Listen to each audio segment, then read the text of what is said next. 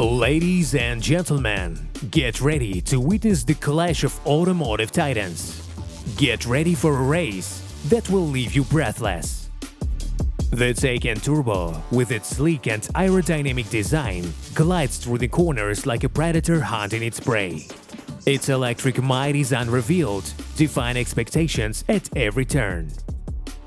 But don't count out the E63s just yet. This beast embodies the spirit of performance with luxurious comfort. Its growl sends shivers down your spine with no doubt. Let the race begin. Hello, gentlemen, and finally today I'm in a good mood car. And I've never spoken about Porsche in my life, not even when I drove from Mali Prospect here. It's literally 4 kilometers. I've already stepped out and thought, it's not bad, it's really good. And here it has everything that is inherent to Porsche. It's fast and comfortable at the same time, and doubly versatile because it has a rear row and rear doors. And even 2 not-so-small trunks. Guys, today, finally, the Turbo Taycan is on the test drive.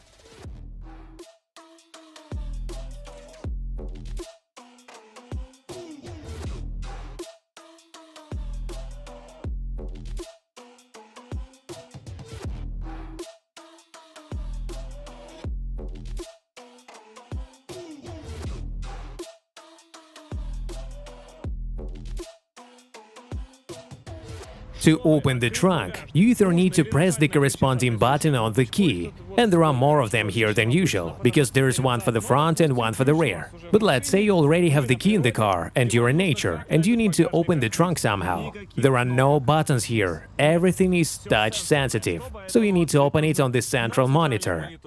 First press like this, and then like this. Yes, now the trunk is open. And the front trunk is exactly like the one in the 911. You can almost fit inside it. Well, my thighs are a bit narrow, but still, it's bigger than a bag. In reality, there are all kinds of charging cables for your Taycan, and not much else can fit here. There is some minimal space, and a bunch of these cords that you bring with you. There are 2 plastic covers, under which on one side there is a towing ring. I'll just break the tile if I throw it like this. So I won't throw it. Oh, but now it's like this, a triangle. Imagine how does this work? Oh, it's not a triangle. It's a screwdriver. It's a tool for removing wheel nuts. And a 10 to 13 millimeters range. What is quite surprising actually, but the insane level of detail on the rear of the car, after the relatively concise front. If you look at the back, you'll see a huge number of curves, contours, deflectors, splitters, spoilers. Even the Porsche logo is volumetric and located under the glass. And the background is also all cut out with intricate patterns. Incredible detail and an incredible rear end. If you simply close the car from yourself like this rear end can actually be mistaken for a 911. It can resemble something very sporty, because it starts even lower. There is a crazy grille which is not needed here, it's just plastic, it's just for show, but nevertheless, the aerodynamics are taken into account here, even to the extent of these curves and contours. Really powerful and wide rear hips that protrude beyond the level of the glass. It's really cool. And there's even a trunk opening button flush with the surface like this. But nevertheless it opens with the servo drive, and surprisingly the trunk at the back is not small. I can see that it probably holds around 300 liters, which is quite a lot for such a purely sporty car. And it has a subfloor with a cute little cover on a string, where you can fold your cables or some other stuff. There are even 2 pockets on the right and left, and even a 12V socket, which is currently charging the drone battery. So I'm telling you, a socket in the trunk is a super useful feature for me. Of course, there's a servo drive to close everything. In general, the rear end of this car is absolutely stunning. I'm one of those who pays attention to the details because it's really cool.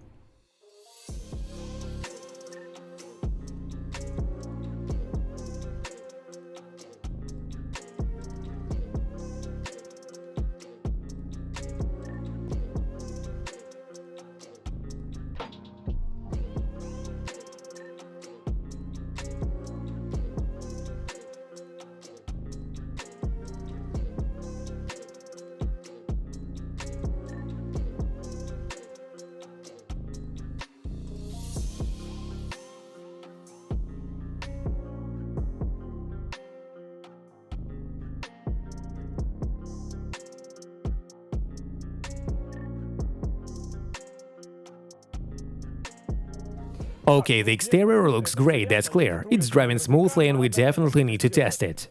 The main feature of Taycan is that they did a great job with the placement of the start-stop button. It's just a regular button with the power symbol on it. You press it, and the car comes to life.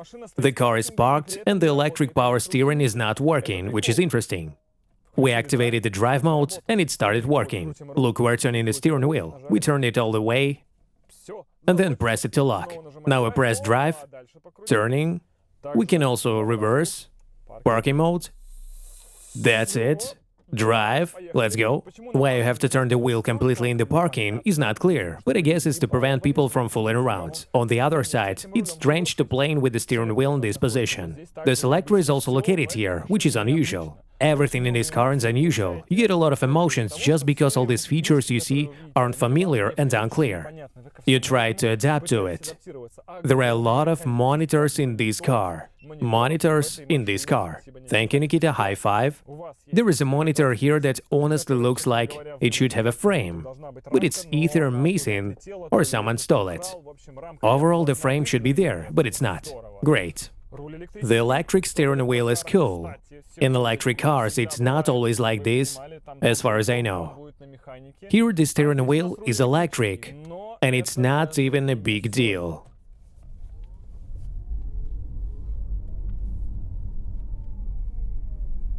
Deal in this. How did it do it? It's so smooth and quick, and nothing happens when we press the pedal. Probably just a quarter of it, no more. We didn't need anything else. We're standing here for a moment in normal mode. We can even switch to range mode.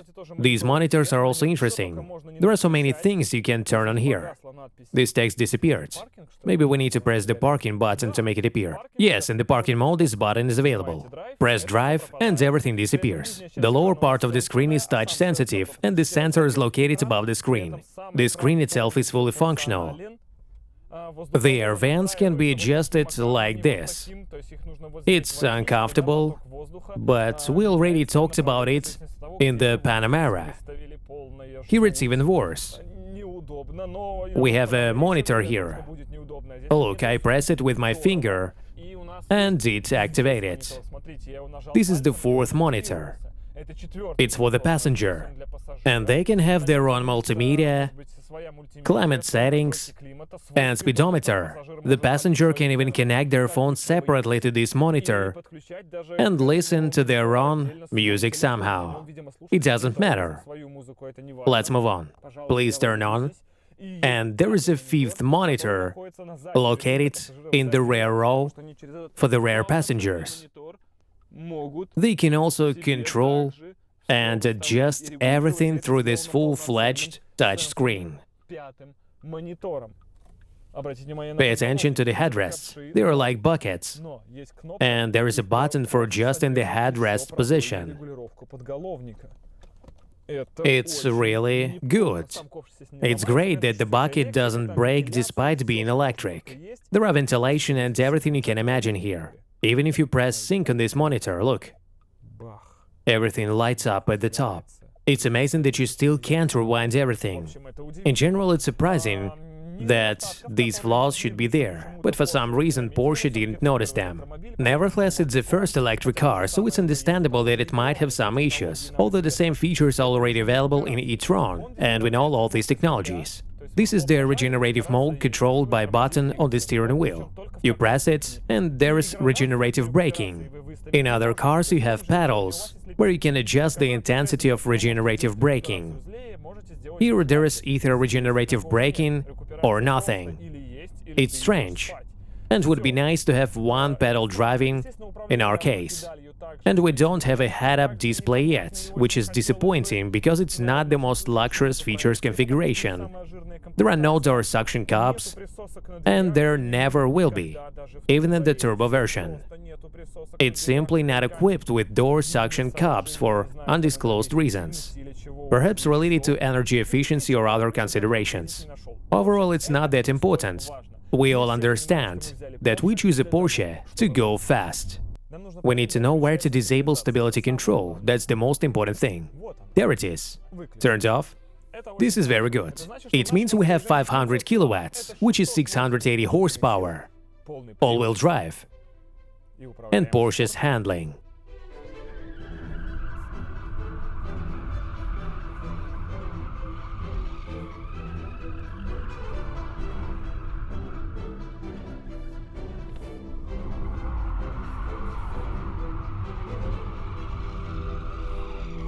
It's mind-blowing. What it does is simply mind-blowing.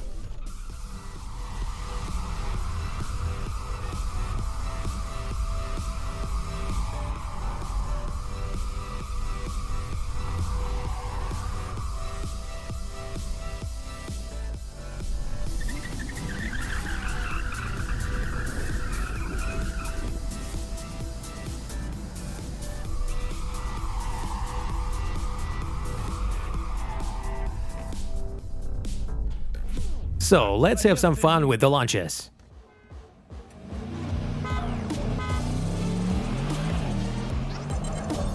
Oh, come on! I messed up. Well, the E63 is not bad. It really takes off. So, the second race, we're in the Sport Plus mode and... Not bad! Really not bad. I'm just a little bit faster. I'm just a little bit faster. Maybe just by a fraction. But the E63 is really good. It moves really fast. Nevertheless, they both go almost equally fast.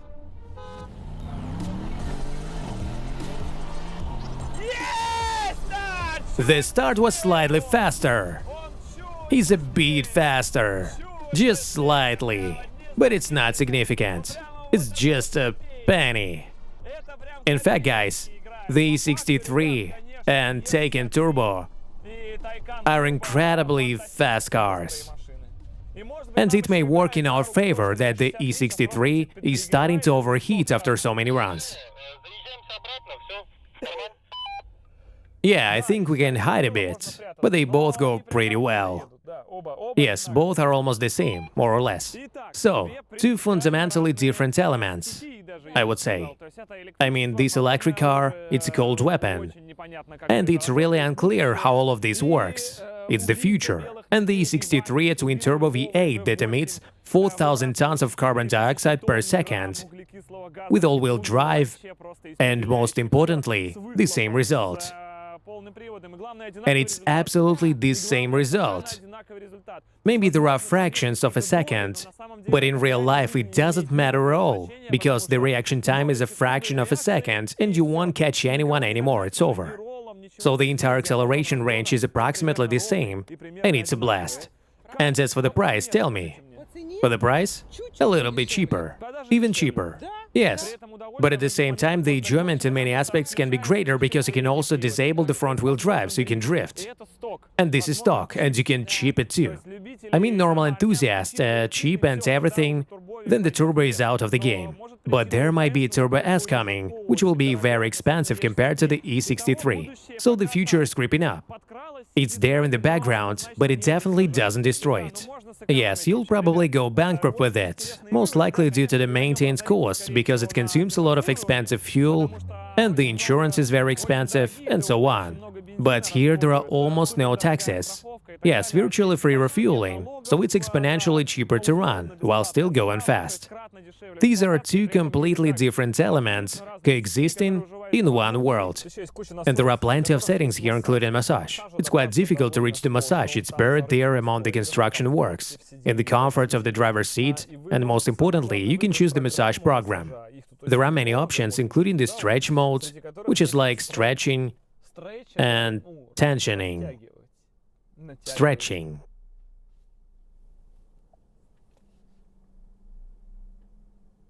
During the drive, it really stretches, and you can... Well, let's go. Wave, that's understandable, and so on. But the massage is only for the back, meaning it will only stretch your back. That's good. Not the stretch we were expecting, but there are plenty of other things. The heater balance, for example, or rather, the heating can vary from different seat sectors, which is also fine.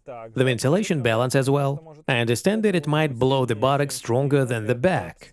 That's absolutely normal too. But all of this is buried here, so you need to activate the seat massage. You press this button, go to Comfort, select the driver's seat, and then adjust everything. Why couldn't they just make it simpler, like a button on the dashboard? Like for example in my BMW, the massage is just a button. And the same with Mercedes, the massage is activated with a button on the door. Here it's all connected somewhere deep down to the point where you can't figure it out without construction. It's really interesting. There is another fun option. If we go here to motion settings, there is a sport sound mode that simulates the sound of a V8 on an electric car. Sound insulation is not very good here. I want more sound insulation, because the car is very rumbly, and the sound is always here. Right now we're standing, we have a sound of V8. Sounds like a helicopter. Right now I clamp two pedals, and that sound is always here. It sounds like a stereoscopic. It's something like from Star Wars, Star Trek. It resembles some like a computer game. The car is very silent, it's an electric vehicle, so it doesn't give you that adrenaline rush. The acceleration is mind-blowing. The handling is just amazing. Right now we're just driving in normal mode, not Sport Plus.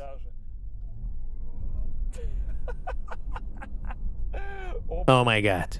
I think every time you're just amazed by what's happening. Naturally, there are no gears, although technically there are there, but you don't need to shift gears to accelerate. All the power is always available, and we're just driving in normal mode. Let's make it look cooler for the video. We switch to Sport Plus and increase the intensity of this mode. The regenerative braking is also enabled. Sport Plus mode for the suspension. The right height is set to low. We have air suspension, so here's a separate button to raise the car. It's really necessary. Okay, let's go. Oh, wow! It's like eating up the road. And look at those numbers on the speedometer. It's incredible. You don't even have time to react. And you're already breaking the law with this unbelievable acceleration. We haven't even launched it yet, I remind you. Right now we're still in Sport Plus mode.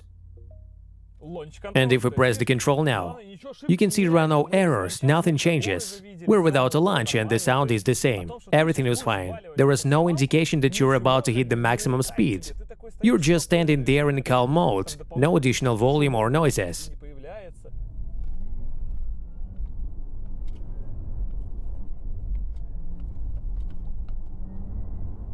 It's so stiff, incredibly stiff. Oh my god, what's happening?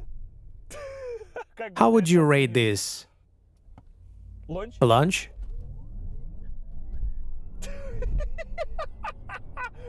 Guts! Guts! Oh my god! What's going on? What's happening?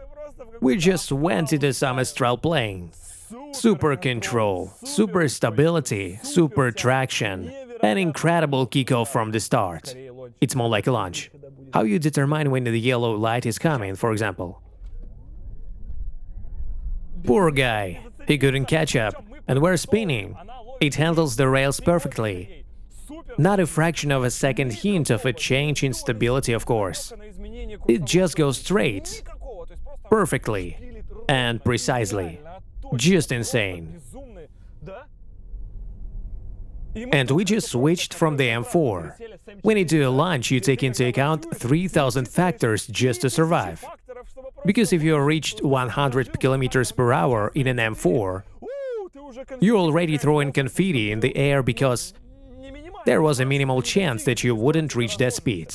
It feels like immortality here. An incredible car. Simply an incredible car. Oh my god, what sounds? Cabin cooling. We've overheated everything. Yes, the future was with us for a short time. As always, in such technological advanced cars, you admire them for 10 seconds and then they break down. Okay, whatever. Let's say Creta challenged the RAV4. What a sound! It's just mind-blowing.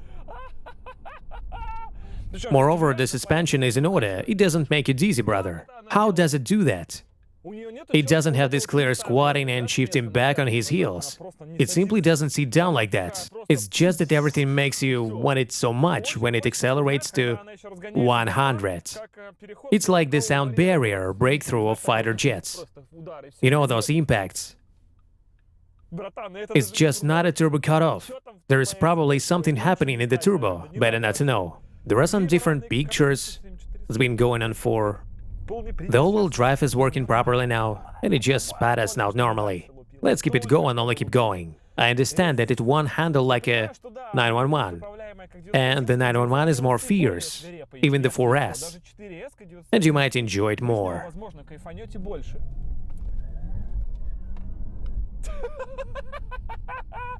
How did it do it? How did it do it? I can't guarantee anything. It's just madness.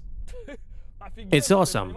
I mean, you understand that it's not just power, not just a compressor V8, not just the right pedal. It's some overall engineering about how stabilization works, how the course control stability works, how does a huge amount of work for you, so that you simply turn the steering wheel where you want, and everything works out. It's not just about 680 horsepower on all four wheels. Even your gaze is intrigued. Well, okay, these shooting sessions will probably end soon. Then I just know that the safety here is good. Everything is in order and nothing will happen to me for sure. Of course, damn it, beyond the limits. Beyond the limits of my current understanding of how a car should work. It's unreal. Absolutely unreal. And everything is fine with us. We've turned on some normal modes, and now the air conditioning will start. I hope it will recover. Oh yes, in normal mode, the air conditioning started. And we calm down again, just standing here. You're right. You're sweating for real. Air conditioning is not working and we have something to sweat about. Well, let's measure 0 to 100. It's just very interesting and can it handle several launches in a row? That's the main thing. The only place where it catches is here, telemetry from outside the car. So I have the logic installed on the mirror. Let's try. It should be very fast.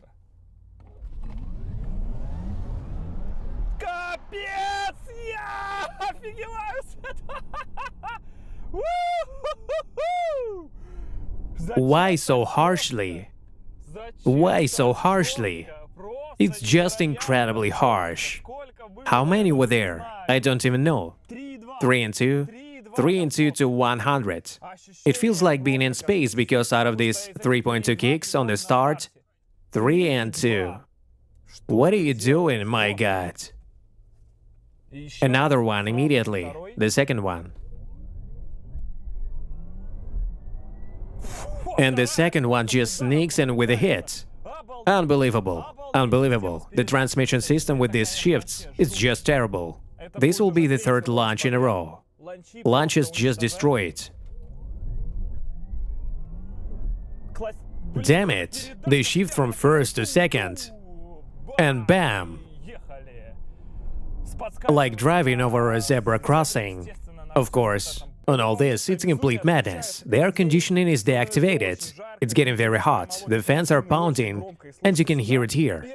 And this insane shift from first to second because there are only 2 gears here. And all the cabin cooling is deactivated.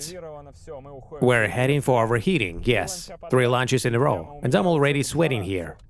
The fans are running loudly. The sensation is truly incredible, and the second gear with such impact. Under normal conditions, it's more expensive than the M4.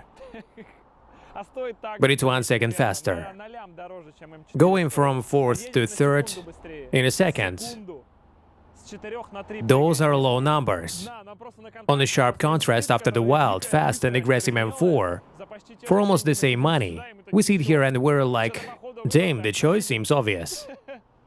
BMW, of course, is one to go for.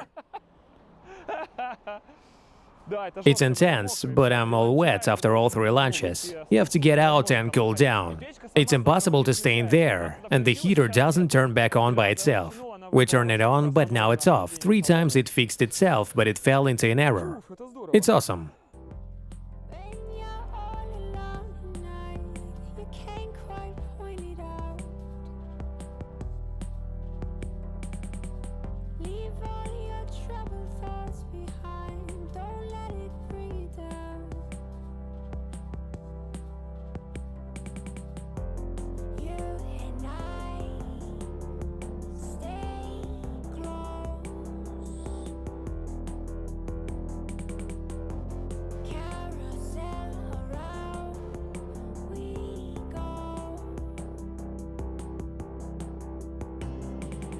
What particularly worked in favor of the Panamera is that it was the first one. Panamera itself, by the way, got lucky, because it was a 911 and rear-engined. Remember how the first generation of the Panamera messed everyone? So today the first generation of the Taycan also surprises all of us. The main trump card is that it's purely electric, the first electric one. That's why everything in it seems unusual to us. Unusual how it starts, unusual how it accelerates, unusual sounds it makes. Even the wheels here are unusual. All these contours are unusual. Even the ventilation is fake, by the way. There was no point in that curve, but it's there nonetheless. And it's unusual that it has 2 trunks, no engines, another unusual thing. Through this, the Taycan has a huge advantage because it looks like a supercar in its entirety. But sooner or later, we'll all get used to it because there will be more electric cars. And these technical characteristics, this acceleration, will only increase. There are already very fast Teslas, and the Taycan GT, which will be on the same platform, will also be fast. And in the end, there is no super technology here, no electric motor or battery, and they have a lot of torque from the bottom, and they immediately take all the money. Globally, there is no extraordinary achievement in that, and the traditional Porsche features like good handling and steering are also present. At the same time, it has a very aggressive acceleration, very good dynamics, and yet some level of comfort. The downside is that those bucket seats in the rear won't suit everyone because many people prefer something more relaxed. And even this problem, you know, like in Range Rovers or Maybach E63s, they have 4 buckets. But on the other hand, people aren't really complaining about having 4 buckets all their life. And the most important thing is that it's still expensive. The base model is just an entry point, and with additional options, it can easily go up to 30 million. Because you know it's Porsche, and for every necessary screw you have to pay extra.